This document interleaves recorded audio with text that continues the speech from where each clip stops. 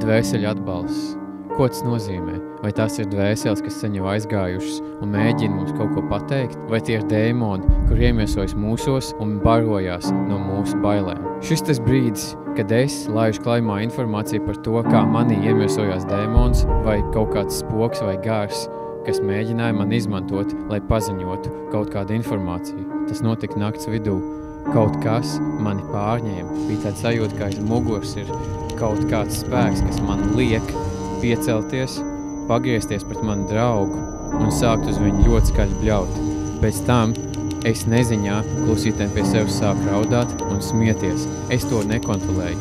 Mani kāds kontrolēja tajā brīdī, mani kāds pārņēma. Pēc šī notikuma es tajā daudz neiedziļinājos. Es pieņēmu, ka tas bija murgs vai kaut kāda naktas staigāšana. Ilgu laiku pirms es šo ēku varēju saukt par savu māju, tā darbojās kā spirta rūpnīca.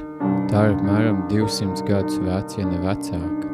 Ilgu laiku tā arī atradās ostas teritorijā, un ostas teritorijas darbinieki ir iegrabuši savus iniciāļus uz šīs mājas sienām.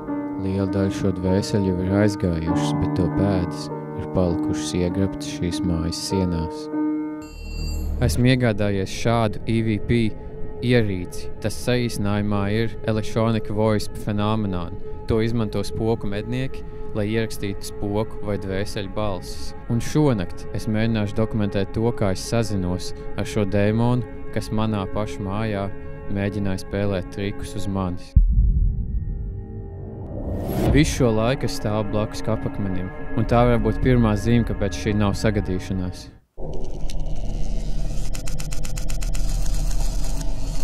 Spoku mednieki bieži vien saka, ka dvēselēm ir saikne ar objektiem, un ļoti liela iespēja, ka viens no objektiem varētu būt pats kapakmens.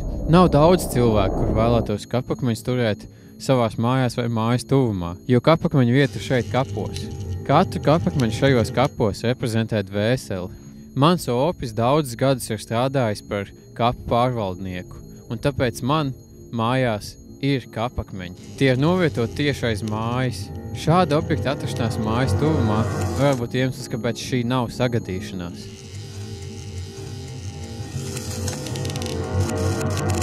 Tieši pagājušajā gadā, apmēram ap to pašu laiku, kad man iemiesojās dēmons, nodeg mūsu šķūnis.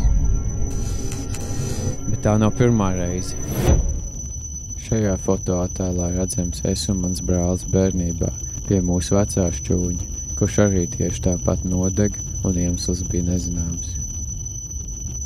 Un es nedomāju, ka tā ir sagadīšanās.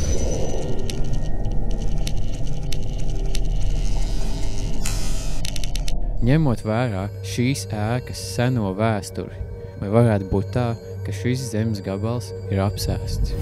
Un, protams, to es mēģināšu šonakt noskaidrot, sazinoties ar to dvēseli vai jebkuru no dvēselēm, kas varētu būt saistīts ar tiem kapakmeņiem aiz manām mājām.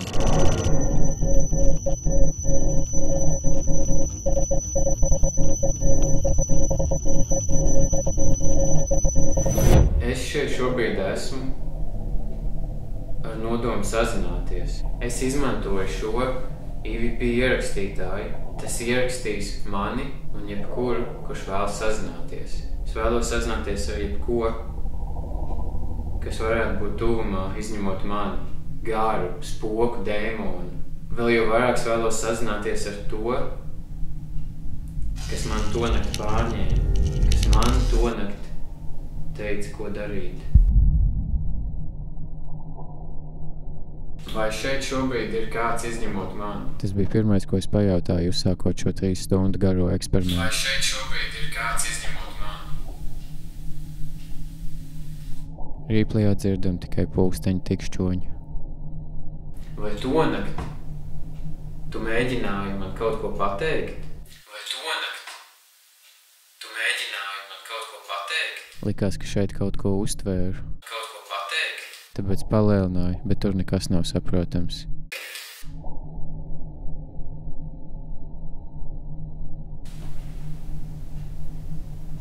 Kādu laiku gaidot, es dabūju šādu momentu. Tāpēc ņēmu to un palielināju. Un tad es nonācu pie šokējoša secinājuma. Es runāju vienkārši pats sevi. Te neviena nav.